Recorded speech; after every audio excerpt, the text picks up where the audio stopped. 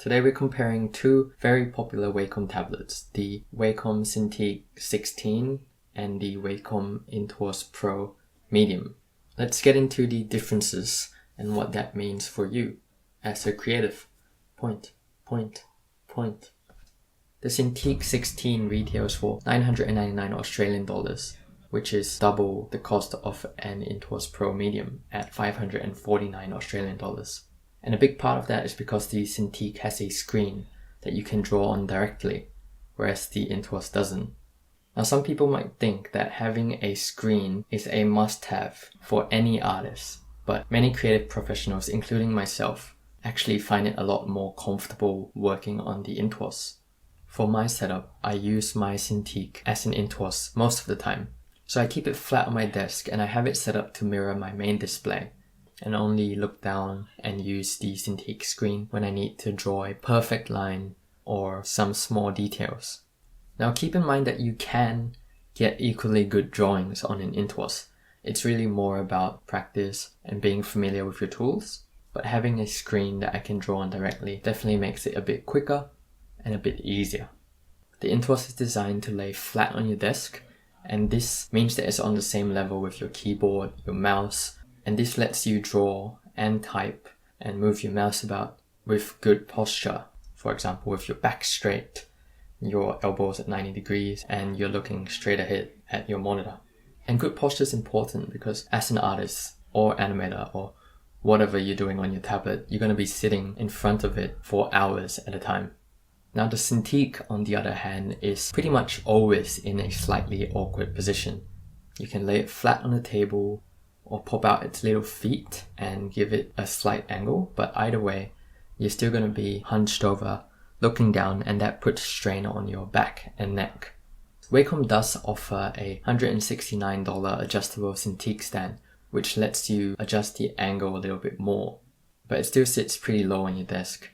The Cintiq 16 has screw holes on its back that fit the standard 75mm VESA mounts, but I've heard that Wacom doesn't recommend this because the back of the Cintiq is plastic and not metal, so not super durable.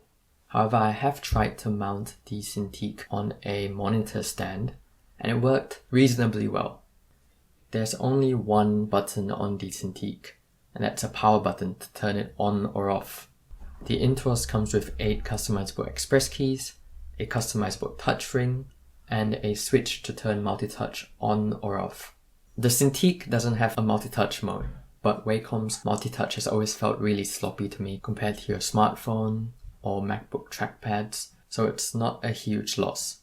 Going between the Cintiq and the Intuos while I'm animating, I find myself really missing the 8 express keys on the Intuos. It's really nice to have a button dedicated to actions that I perform a lot, like undo, undo, undo. But having said that, Wacom does offer a express key remote that comes in at an extra $169. So how does drawing on the Cintiq and Intuos actually feel? Technically, they both offer the same amount of pen pressure and tilt sensitivity. They both feel really good to draw on. Neither tablet will give you the feeling of drawing on paper, but they both feel more textured than drawing on the smooth glass of the iPad Pro.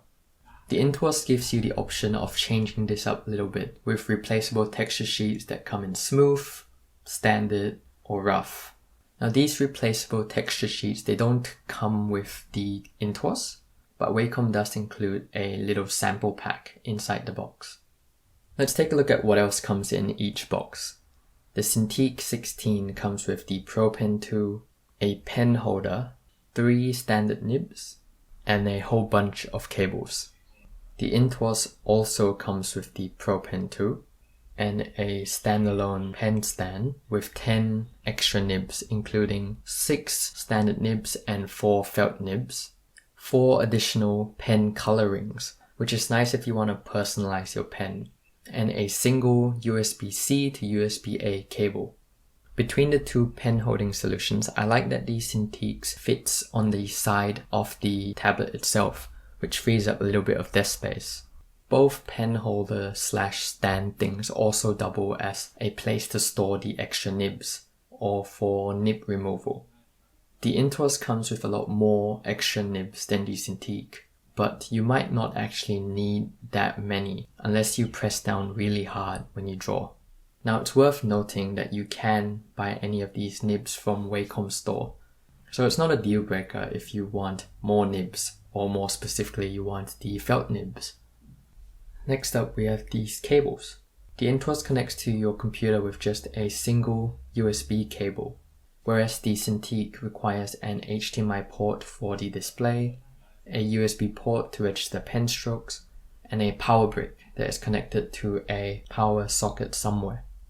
These three cables go into Wacom's 3-in-1 cable and is then connected to the Cintiq, and that's a lot of cables.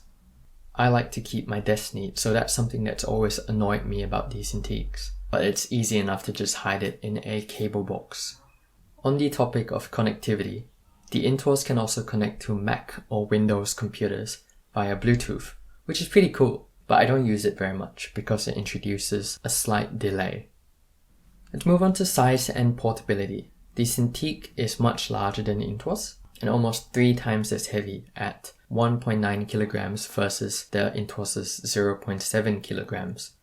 I can easily slip my Intuos into my backpack with my 13-inch MacBook Pro and carry it around with me all day long, but that's not something that's going to happen with the Cintiq. Another plus for the Intuos here is that it doesn't have a breakable screen or a whole bunch of cables. So which tablet is right for you? If you work primarily from one location and you want the extra screen, the Cintiq may be the better option for you. Just keep in mind that you may have to spend a bit more on things like the adjustable stand or the express key remote to get a more comfortable experience. If you're on a tight budget or you travel a lot, the Intuos is a great choice and travel companion at half the price of the Cintiq. Before this whole lockdown thing, I used to move between work locations a lot, and so I worked exclusively on the Intuos Pro Medium for about 3 or so years, and I had no problems at all doing professional work like some TV series stuff, music videos, or animating for YouTube channels like Jaden Animations. So it is also a highly capable tablet. I've put affiliate links to both tablets and all the accessories I talked about in the description below. Let me know which tablet you think is better. Thanks for watching, and I will see you next time.